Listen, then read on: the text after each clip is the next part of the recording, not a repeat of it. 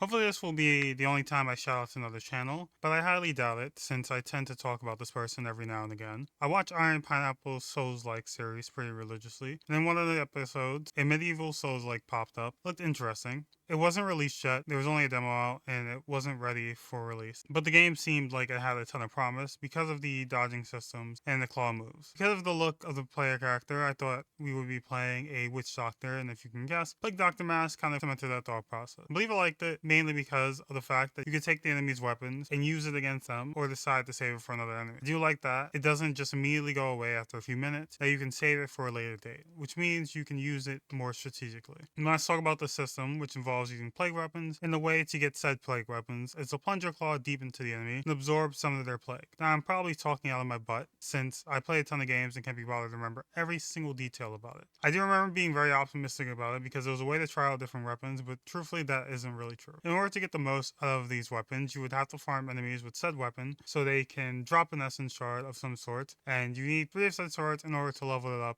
/ use it. You also get permanent versions of said weapon, so you don't have to go hunting down certain weapons to use it on the boss. I think my main problem is that it isn't something that can replace your main weapon. The reason Dark Souls resonated so well with me was because you had so much freedom with your build and weapon choice. The game gave you so many secondary weapons that you couldn't really invest your time without grinding out enemies. I believe my favorite plague weapon was from the first story boss of the game, but the plague weapon itself only dropped from said boss and no one else. I went through the game looking for an upgrade for the weapon, only to realize I had to grind the mission to face said boss again and again. Drops of the shards weren't enough for me to continue the grind, so I stopped caring to upgrade it. Grinding out stuff isn't bad in game, except when you have to load up a mission to do just that. The game follows a mission-based area system, which sounds very weird to say. What I meant by that is that you take on missions, and through those missions, you fight enemies and find a story throughout the mission. I feel like it works for a small indie game like this, but it makes it hard to really take in the story when everything is placed in notes around the map. Whenever I play a Souls-like, I hope there is a way it can differentiate itself between all the other thousands of Souls-like out there. This game is different from a lot of Souls-like, since you always change up your build for free, because certain bosses need you to use your feathers or use long-range claw versus the fast and up-close claws. I would love to say that you can use the far dodge with close claws. Truthfully, that wouldn't be the truth for me. Long-range dodge for the long-range claws and short-range dodge for the short-range claws. I tried my hardest to make the opposite work with one another, but failed every time, but I only really tested on the harder bosses. It was hard to wrap around mission type zones because I don't really care for them when playing games. To explain, you get an overview of the mission before actually selecting it so that you know what you are doing. The early missions are pretty big and you can find yourself exploring and fighting a good amount of enemies before meeting the boss of the area or your objective. Once you finish it, you will see a sub-mission right under the previous mission that connects to it. I would do it since doing all the missions will give you the chance to get different endings. It is more confident to pad out this short game. The next part is probably my worst memory from this game, which is area bosses. I don't even know if this is the actual term for what it is, but I call the annoyance and tedious bosses area bosses. Area bosses are bosses that need you to traverse through an area in order to win. You may need to get rid of something or do weird actions. You never really have to hit the boss in order to win. I believe that this game has about 2 area bosses and both are annoying to a point. The first area boss put me in a downward spiral. The funny thing is that all of this is optional at the end of the day, so you could skip it and only miss out on another ending. I believe that I had to level up my feather attack, quantity, and regen speed so that I would be able to get them back in time. Boss I'm talking about has you kill these pods and you can't really do much until you kill it because poison clouds fill the areas forward. You also have to deal with enemies and also an arm from the big giant boss that you can't target, which is frustrating, but whatever. I found out that it's best to try to level up feathers as much as possible so you can kill the pods and run to the next area. It took me a dozen tries to even get through it after realizing this, but once I did, I never looked back because I hated this boss. Story-wise, the game was alright, and I say alright because it's basically a retelling of all that happened already. You know how all this tragedy transpired,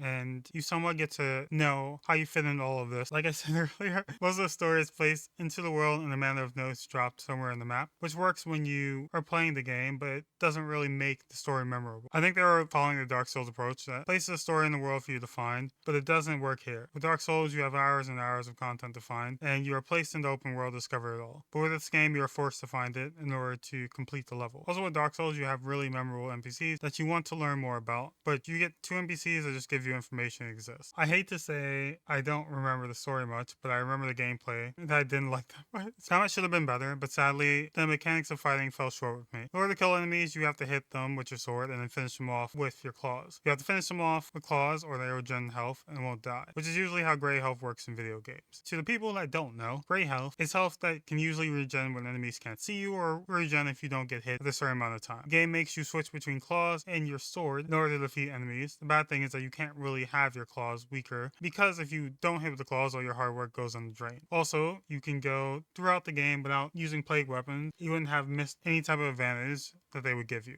Plague weapons that you get from enemies aren't really a needed addition, which is sad. Times where I had trouble hitting the enemies with claws, I had to switch to fast claws in order to make sure there was just a little bit of progress. Also, like in Souls games, you have the ability to either parry or dodge, or both. I was never someone that parried in Dark Souls 3 unless it was PvP, when I used a dexterity build that focused on using a katana, which usually was the longest katana, the washing pole. I went throughout the game without parrying because, like I said before, unless it is PvP, I don't really like being under the constraints of trying to perfectly parry a boss, because every boss usually has a different moveset, so you would have to learn when the best time to parry is. Also didn't like that Sekiro is mainly a parry game, so I gave up on that game and never looked back. I am the type of gamer that likes the freedom to be able to play like I want to, and the freedom to do a hit and run against an enemy. I just realized that is basically how most rogues fight, because they usually don't have the damage or health to just duke it out with a boss, but has to chip down the boss until they die. Most of the characters I build in games aren't the most powerful or the tankiest, but the character that usually has dodge or can do crit damage to some degree. Also like to dodge as much as possible and run around, but if the game doesn't allow that, then I deal with it, because not every game allows you to dodge or even run. Now, if the game is under the Souls-like genre, then that is flipped on its head, because I expect a dodge, a bonfire to heal at, and a block and parry, but that is not always the case. Thing is, in this game, I only parried for maybe one boss, and that was the last boss. I've never been so mad at a mechanic in the game, because parrying shouldn't make or break a game that much, but sadly it does. I learned from that instance that parrying replaced hitting the enemy with the sword, so you only needed to parry and use claws. That meant that any enemy that gave me trouble would have been easy if I just parried and attacked my claws. I believe I beat the last boss in a few tries once I started parrying, which just pissed me off, but also made me laugh because of how dumb that made parrying. Is this the best Souls game I have ever played? No, not in the long run. But I saw so much promise in this game. I don't really see much replayability, since there wasn't any other weapons or builds to try out that needed another playthrough. Thankfully, you can change a build at any point, which is a great thing, because any mission in the game may require you to play a completely different build, can play a completely different way than you would have been. That's a really good gamer freedom, because even if you are restricted, because you have to change your build to win against a boss or an area, you can still change it back for free. Like I said earlier, for me, I don't think there is a way that I would play this game again, unless you would be able to use different weapons from your sword if the parrying was nerfed. Also, can't really say that parrying is OP unless I parried every boss in the game to see how strong it is. To me, it was overpowered because it depleted the enemy's health bar so fast that I couldn't believe that I had struggled prior to deplete their health bar before. This game is on sale. I would say play it, because it is a pretty short game and not a bad time. If you don't take it seriously and remember that this is an indie game,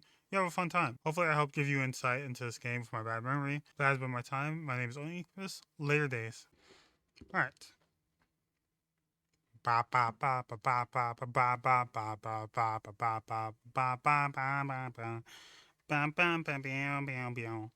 Bam bam bam bam bam bam. Bam bam. Ba ba ba ba ba ba ba ba ba.